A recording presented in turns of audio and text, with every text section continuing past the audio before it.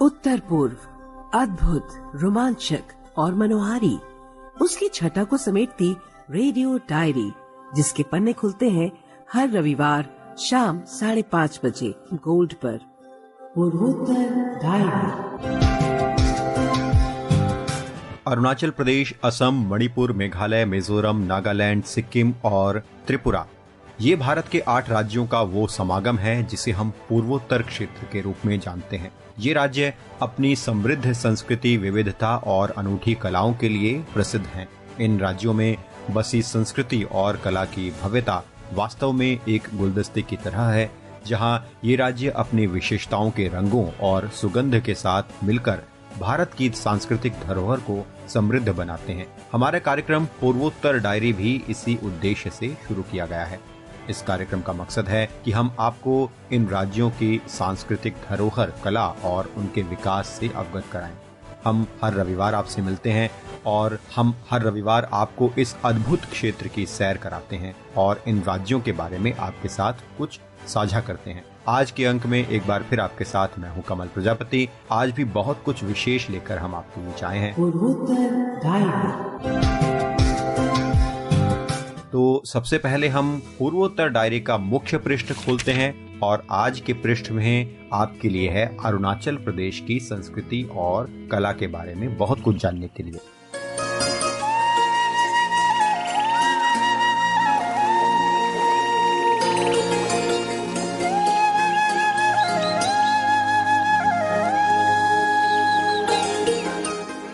अरुणाचल प्रदेश भारत के पूर्वोत्तर हिस्से में स्थित एक सांस्कृतिक रूप से समृद्ध राज्य है।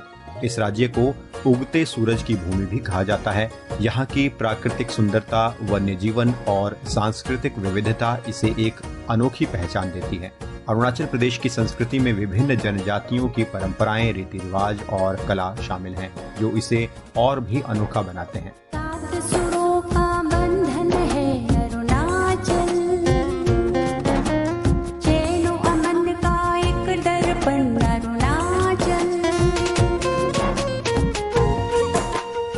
अरुणाचल प्रदेश में मुख्यतः 26 जनजातियां और 100 से ज्यादा उप जनजातियां निवास करती हैं। यहाँ की प्रमुख जनजातियों में न्याशी, अवतानी, मिश्मी, गालो, आदि और मोनपा शामिल हैं। हर जनजाति के अपने अलग अलग रीति रिवाज हैं, अलग अलग परंपराएं हैं। जनजातीय लोग अपनी संस्कृति को बहुत महत्व देते हैं और इसे अगली पीढ़ियों तक सहेज कर रखने का प्रयास करते हैं। इन जनजातियों की जीवन शैली मुख्यतः प्रकृति पर आधारित होती है और उनके धार्मिक विश्वास भी प्रकृति से जुड़े हुए होते हैं। इस राज्य के लोग प्रकृति की पूजा करते हैं। यहाँ के लोग सूर्य, चंद्रमा, पेड़ पौधे और पहाड़, नदियों की पूजा करते हैं। प्रमुख धार्मिक मान्यताओं में डोनी पोलो और आन नामक मान्यताएं शामिल हैं। डोनी पोलो सूर्य और चंद्रमा की पूजा से जुड़े हैं, जो अरुणाचल प्रदेश के अवतानी और न्याशी जनजातियों के बीच लोकप्रिय है। इसके अलावा कुछ क्षेत्रों में बौद्ध धर्म के अनुयायी भी रहते हैं। अरुणाचल प्रदेश का पारंपरिक नृत्य और संगीत यहाँ की संस्कृति का अहम हिस्सा है। हर जनजाति का अपना विशिष्ट नृत्य है, जो आमतौर पर धार्मिक अनुष्ठानों, उत्सवों और विशेष अवसरों पर प्रस्तुत किया जाता है। बुघन और पोपिर जैसे नृत्य अवतानी जनजाति के बहुत प्रसिद्ध नृत्य हैं। याक नृत्य मोनपा जनजाति का एक प्रमुख नृत्य है। इसमें लोग याक के वेश में नृत्य करते हैं। ये नृत्य न केवल मनोरंजन का साधन है, बल्कि धार्मिक विश्वासों का भी प्रतीक है।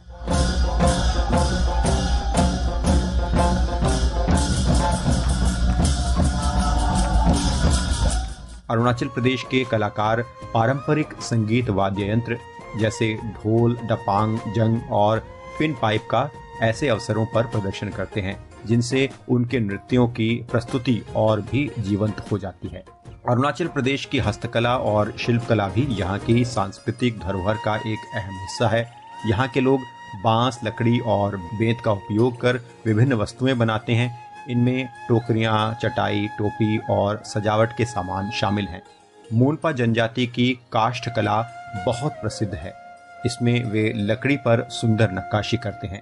इसके अलावा मिश्मी जनजाति के बनाए हुए पारंपरिक आभूषण और वस्त्रों की भी अपनी पहचान है। इनके कपड़ों में प्रमुख रूप से हाथ के बनाए हुए डिजाइन शामिल होते हैं, जिन पर रंग बिरंगे डिजाइन और पैटर्न बनाए जाते हैं। तवांग मठ अरुणाचल प्रदेश का एक प्रमुख धार्मिक स्थल है और ये एशिया का सबसे बड़ा बौद्ध मठ भी है। इसे 17वीं शताब्दी में बनाया गया था और ये मठ लामा मठों की परंपरा का हिस्सा है। यहाँ हर साल कई बौद्ध कार्यक्रम होते हैं, जिनमें न केवल स्थानीय लोग बल्कि कई पर्यटक भी भाग लेते हैं। ये मठ अरुणाचल प्रदेश की धार्मिक आस्था और सांस्कृतिक विविधता का प्रतीक है।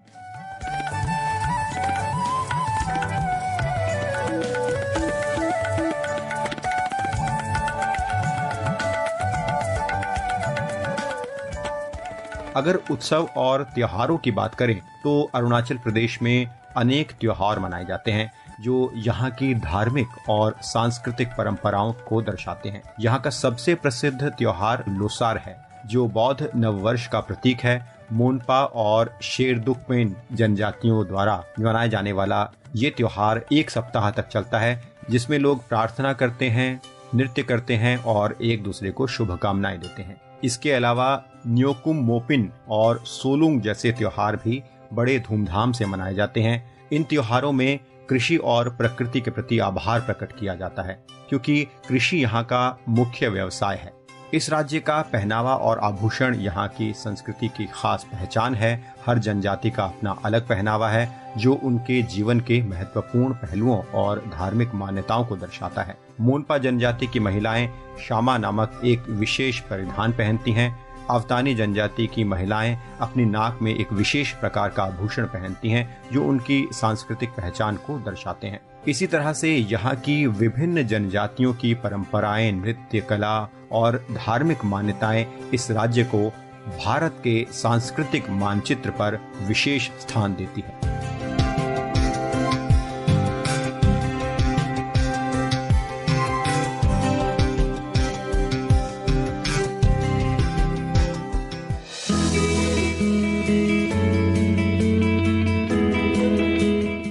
श्रोताओं, अब हम आपको लिए चलते हैं त्रिपुरा अगरतला। बीते बुधवार को अगरतला में एक भव्य आयोजन हुआ। इस आयोजन में त्रिपुरा के युवा अभ्यर्थियों को बड़ी संख्या में नियुक्ति पत्र वितरित किए गए और इन अभ्यर्थियों की संख्या लगभग 2800 के करीब थी। इस कार्यक्रम में केंद्रीय गृह मंत्री अमित शाह सम्मिलित हुए और साथ ही त्रिपुरा के मुख्यमंत्री डॉक्टर माणिक शाह सहित कैबिनेट के अन्य मंत्री सदस्य भी इस कार्यक्रम में शामिल हुए और बड़ी संख्या में युवाओं को नियुक्ति पत्र देकर ये संदेश दिया गया कि त्रिपुरा में बड़ी संख्या में युवाओं को रोजगार के अवसर प्रदान किए जा रहे हैं। और इस अवसर पर केंद्रीय गृह मंत्री ने कहा भी कि सरकार द्वारा बड़ी संख्या में पारदर्शिता के साथ युवाओं के लिए रोजगार के अवसर उपलब्ध करवाए गए हैं। तो आइए हमारे संवाददाता कुणाल शिंदे से ये खास रिपोर्ट सुनते हैं।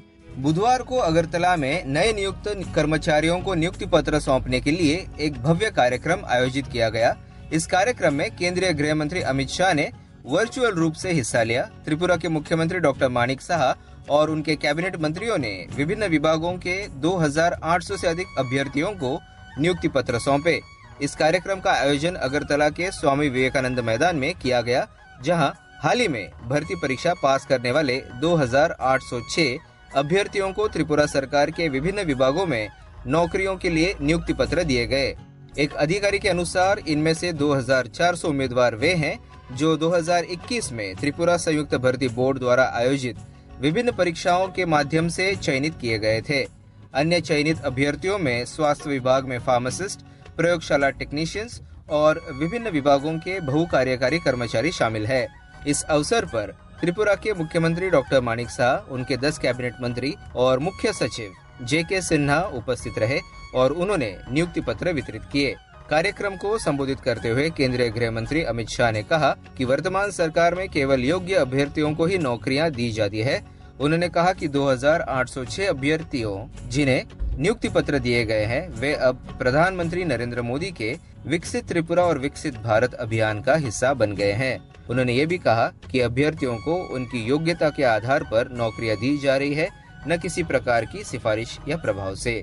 किसी भी प्रकार के भेदभाव के बगैर, पारदर्शिता से, किसी के भ्रष्टाचार के बगैर, सिफारिश के बगैर त्रिपुरा के 2806 युवाओं को आज सरकारी नौकरी देकर उनके जीवन में एक नई शुरुआत करने का और त्रिपुरा के विकास के साथ जोड़ने का मौका दिया है। एक प्रकार से आज की नई शुरुआत और आज से ही ये नियुक्ति पत्र प्राप्त होते ही आप मोदी जी के विकसित त्रिपुरा विकसित भारत अभियान का हिस्सा बन रहे हैं।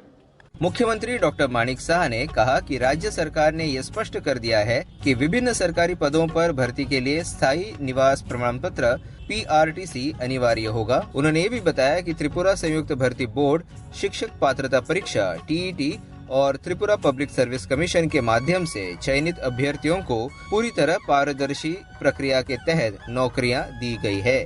सबके सामने जिस तरह हम लोग ये ऑफर दिए हैं, इससे एक माहौल बना पूरा त्रिपुरा में, और मैं समझता हूँ आने वाले दिन जिस तरह हम ट्रांसपेरेंसी के साथ हम लोग जॉब दे रहे हैं वो बरकरार रहेंगे और आने वाले दिन भी इस तरह और भी हम लोग जॉब क्रिएट करेंगे। आकाशवाणी समाचार ने कुछ अभ्यर्थियों से भी बातचीत की जिन्हें नियुक्ति पत्र सौंपे गए। उन्होंने अपनी खुशी इस तरह जाहिर की। और मुझे RD डिपार्टमेंट में अपॉइंटमेंट मिला और बहुत अच्छा लग रहा है, और मैं त्रिपुरा सरकार का दिल से बहुत शुक्रिया अदा करना चाहती हूँ। यह इतना फेयर और ट्रांसपेरेंट वे से इतना बड़ा जो नौकरी दिया है, इसलिए मैं ट्रांसपोर्ट डिपार्टमेंट से ऑफर लिया हो, जो सच्चा नियोग नीति के माध्यम से हमको जो चयनित किया गया है वो अच्छा सिस्टम है। वर्तमान सरकार है वो सच्चा नियोग नीति कर रहे हैं और 100% ही कर रहे हैं सच्चा नियोग नीति। और जो अभी तक मैंने जो देखा, जो 2018 से साल से वो सच्चा नियोग नीति ही चल रहा है। कुणाल शिंदे, पूर्वोत्तर डायरी के लिए, आकाशवाणी अगरतला से।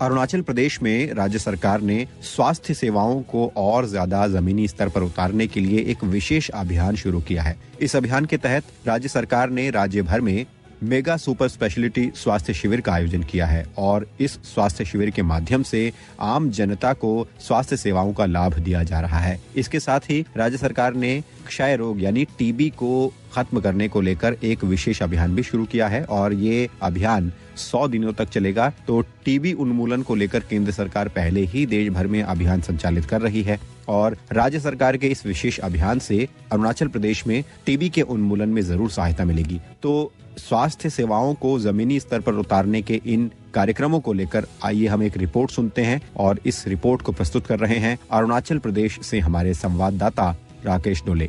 TB एक बैक्टीरियल बीमारी है जो फेफड़ों को प्रभावित करती है और भारत में एक गंभीर स्वास्थ्य चुनौती बनी हुई है।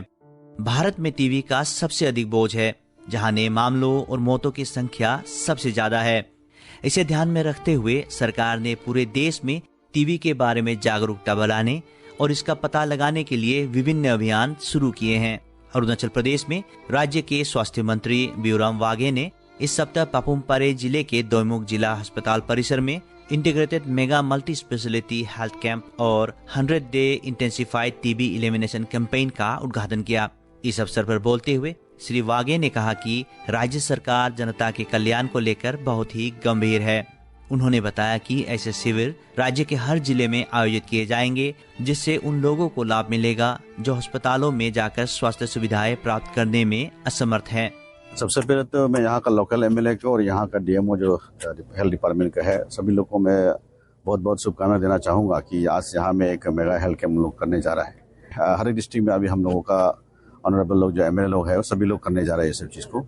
अच्छा है, ये पब्लिक के लिए जो सुविधा, कुछ लोग जहाँ में हॉस्पिटल नहीं आ पाते हैं उन लोगों के लिए ओपन जगह में उनको सुविधा दे रही हो, तो इसका फ़ायदा जरूर उठाना चाहिए पब्लिक। डॉक्टर का कमियां है, मैं हमेशा बोलता हूँ और आप लोग भी जानते हैं, कमियां होने के बावजूद भी जो डॉक्टर लोग सेवा कर रहे हैं उसको हम लोग सराहना करना चाहिए और हम लोग उसका जो अब इस तरह का जो मेगा हेल्थ कैंप कर रहा है, छोटा हो बड़ा हो जो भी हेल्थ कैंप कर रहा है उसका फ़ायदा उठाना चाहिए। मेरा तरफ से सभी अरुणाचल वासियों को यही गुजारिश करूंगा कि मैं इसका फ़ायदा ज़रूर होता है, ताकि वो अपना हॉस्पिटल में अगर दूर दराज है तो गाड़ी नहीं जब पहुंच सकता है तो वो इसका फ़ायदा ज़रूर होता है। इस पहल से राज्य के दूर दराज और जरूरतमंद लोगों को बेहतर स्वास्थ्य सेवाएं मिलेगी, जिसे अरुणाचल प्रदेश में टीबी उन्मूलन और समग्र स्वास्थ्य सुधार की दिशा में एक महत्वपूर्ण कदम साबित होगा। पूर्वोत्तर डायरी के लिए राकेश दोले, आकाशवाणी समाचार, ईटानगर।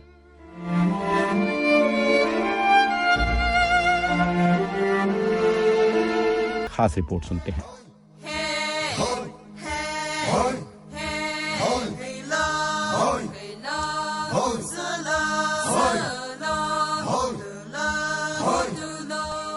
भारत के पूर्वोत्तर राज्यों की जनजातीय विविधता पूरे देश में अपनी अनूठी संस्कृति, परंपराओं और भाषाओं के कारण विशेष स्थान रखती है। ये क्षेत्र अरुणाचल प्रदेश, असम, मणिपुर, मेघालय, मिजोरम, नागालैंड, त्रिपुरा और सिक्किम जैसे 8 राज्यों से मिलकर बना है। यहाँ 200 से अधिक जनजातियाँ निवास करती हैं, जिनकी अपनी अलग पहचान, रीति रिवाज और लोक कथाएं हैं। ये क्षेत्र अपनी समृद्ध सांस्कृतिक धरोहर, जीवंत उत्सवों और प्राकृतिक सुंदरता के लिए भी जाना जाता है।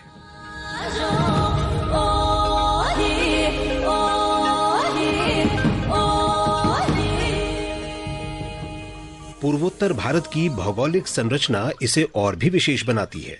यहाँ घने जंगल, ऊंचे पहाड़, गहरी घाटियां और नदियां हैं जो इन जनजातियों की जीवन शैली को प्रभावित करती हैं। अधिकतर जनजातियां पहाड़ी और जंगलों से जुड़े इलाकों में रहती हैं, जहां उनकी परंपरागत जीवन शैली कृषि, बागवानी, पशुपालन और शिकार पर निर्भर करती है। इन जनजातियों का इतिहास सदियों पुराना है और उनके सामाजिक ताने बाने में प्रकृति का गहरा प्रभाव दिखाई देता है।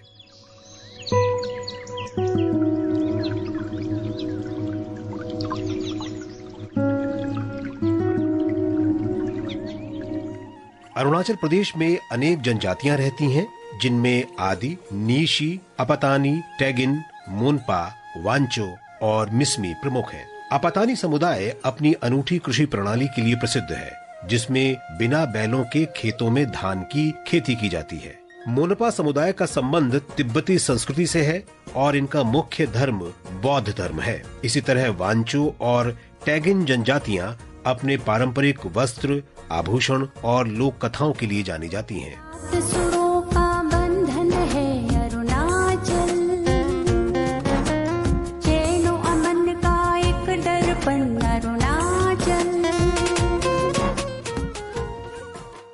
असम की जनजातीय संरचना भी अत्यंत विविधतापूर्ण है। यहाँ बोडो, मिसिंग, देवरी, कार्बी, तिवा और सोनवाल कछारी जैसी प्रमुख जनजातियाँ निवास करती हैं। बोडो समुदाय असम के सबसे बड़े जनजातीय समूहों में से एक है और इनकी भाषा, नृत्य और संगीत इन्हें अलग पहचान दिलाते हैं। मिसिंग जनजाति ब्रह्मपुत्र नदी के किनारे अपनी विशिष्ट संस्कृति के साथ बसती है, जहाँ उनके बांस के बने मकान और परंपरागत हथकरघा उद्योग प्रसिद्ध हैं। मेघालय में खासी, गारो और जैंतिया समुदायों की परंपराएं विशेष रूप से ध्यान खींचती हैं। खासी जनजाति मातृ सत्तात्मक व्यवस्था का पालन करती है, जहां संपत्ति और वंश परंपरा मातृपक्ष से चलती है। खासी समाज में महिलाएं पारिवारिक और सामाजिक व्यवस्थाओं में महत्वपूर्ण भूमिका निभाती हैं। गारो जनजाति अपने अनूठे पारंपरिक पहनावे, संगीत और लोक कथाओं के लिए प्रसिद्ध है। जैंतिया समुदाय खनन और कृषि से जुड़े हैं और इनकी सामाजिक व्यवस्थाएं भी मातृ सत्तात्मक स्वरूप की हैं। इस जैसे समुदाय निवास करते हैं। लुशी समुदाय इस राज्य की प्रमुख जनजाति है, जो यहाँ की राजनीति, संस्कृति और सामाजिक व्यवस्था में महत्वपूर्ण भूमिका निभाते हैं। इन जनजातियों की पारंपरिक पोशाकें, संगीत और नृत्य बेहद प्रसिद्ध हैं।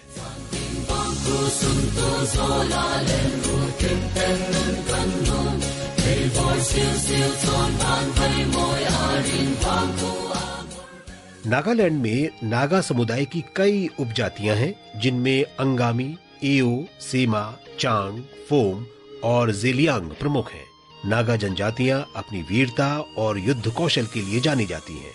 इनका पारंपरिक आभूषण और पोशाक इन्हें अलग पहचान दिलाते हैं। यहाँ के हॉर्नबिल महोत्सव में नागा जनजातियों की रंग बिरंगी परंपराओं को प्रदर्शित किया जाता है, जिसे देखने के लिए देश विदेश से पर्यटक पहुँचते हैं।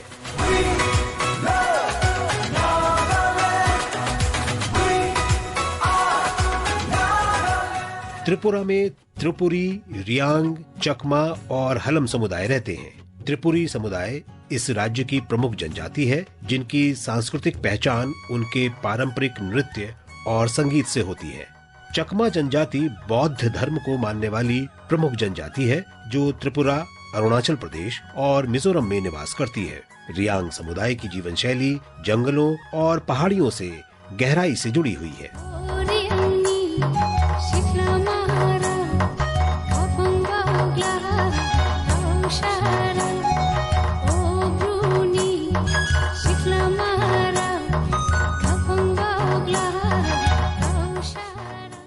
सिक्किम में नेपाली, भूटिया और लेप्चा समुदाय प्रमुख हैं। लेप्चा जनजाति को सिक्किम का मूल निवासी माना जाता है, जो प्रकृति पूजा में विश्वास रखते हैं। भूटिया समुदाय तिब्बती संस्कृति से प्रभावित है और इनका पारंपरिक पहनावा और भोजन तिब्बती शैली का होता है।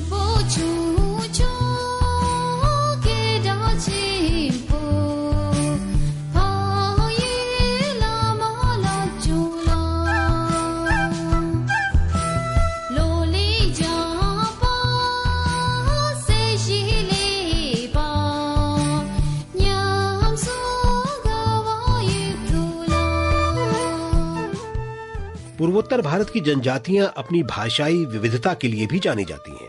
यहाँ की अनेक जनजातियां अपनी विशिष्ट भाषाएं और बोलियां बोलती हैं, जिनमें से कुछ लिखित रूप में संरक्षित हैं, जबकि कई बोलियां विलुप्ति के कगार पर हैं। सरकार और विभिन्न संस्थाएं इन भाषाओं को संरक्षित करने के लिए प्रयासरत हैं, ताकि आने वाली पीढ़ियां अपनी सांस्कृतिक पहचान बनाए रख सकें। इन जनजातियों की पारंपरिक आजीविका कृषि, बांस कला, हथकरघा, उद्योग और वन संसाधनों पर निर्भर करती है। कई समुदाय झूम कृषि प्रणाली अपनाते हैं, जो पहाड़ी क्षेत्रों में प्रचलित है। हालांकि आधुनिक समय में जनजातीय समुदायों की पारंपरिक जीवन शैली में बदलाव आ रहा है। शिक्षा और रोजगार के अवसर बढ़ने के कारण कई युवा अब शहरों की ओर रुख कर रहे हैं, जिससे उनकी पारंपरिक सांस्कृतिक धरोहर पर प्रभाव पड़ रहा है। सरकार द्वारा जनजातीय समुदायों के विकास और उनकी संस्कृति को संरक्षित करने के लिए विभिन्न योजनाएं चलाई जा रही हैं। प्रधानमंत्री PVTG विकास मिशन जैसी योजनाएं विशेष रूप से जनजातीय समुदायों की बुनियादी जरूरतों को पूरा करने के लिए बनाई गई हैं। साथ ही आर्थिक और शैक्षिक विकास के लिए विशेष आवासीय विद्यालय, छात्रवृत्ति और स्वरोजगार योजनाएं भी लागू की जा रही हैं। पूर्वोत्तर डायरी के लिए विशाल शर्मा। एक कली दो पत्तियां, नाजुक नाजुक उंगलियां, तोड़ रही है कौन ये? एक कली दो पत्तियां, रतनपुर बागीचे में। तो श्रोताओं, आपको ये कार्यक्रम उम्मीद है अच्छा लगा होगा और आपके सुझाव हमें हमेशा मिलते रहते हैं, जो हमारा प्रोत्साहन बढ़ाते हैं। आप पूर्वोत्तर डायरी कार्यक्रम के बारे में अपने सुझाव, अपनी प्रतिक्रिया हम तक पहुंचाते रहिए। हमारी ईमेल आईडी है airnsdtalks@gmail.com। हमारा व्हाट्सएप नंबर है 9289094044। इन माध्यमों से आप अपने विचार हम तक भेजते रहिए और इस कार्यक्रम को हर सप्ताह इसी तरह से सुनते रहिए। आपकी प्रतिक्रियाएं हमारे लिए बहुमूल्य हैं। श्रोताओं, आपसे फिर मुलाकात होगी पूर्वोत्तर डायरी के एक नए अंक में अगले सप्ताह। मुझे यानी कमल कुमार प्रजापति को अनुमति दीजिए। नमस्कार। फूल के खिलखिलाती सावन बरसाती, हंस रही है कौन? ये मोगरी जगाती, ओ मोगरी जगाती। फूल के खिलखिलाती सावन बरसाती, हंस रही है कौन? ये मोगरी जगाती, ओ मोगरी जगाती। एक कली दो पत्तियां, नाजुक नाजुक उंगलियां, तोड़ रही है कौन ये? एक कली दो पत्तियां, रतनपुर बागीचे में। आलेख व संकलन कमल कुमार प्रजापति। प्रस्तुति सहायक दानिश जैदी।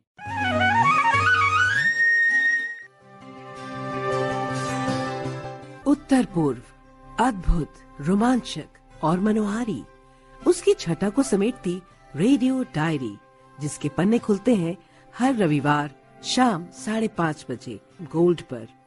पूर्वोत्तर डायरी।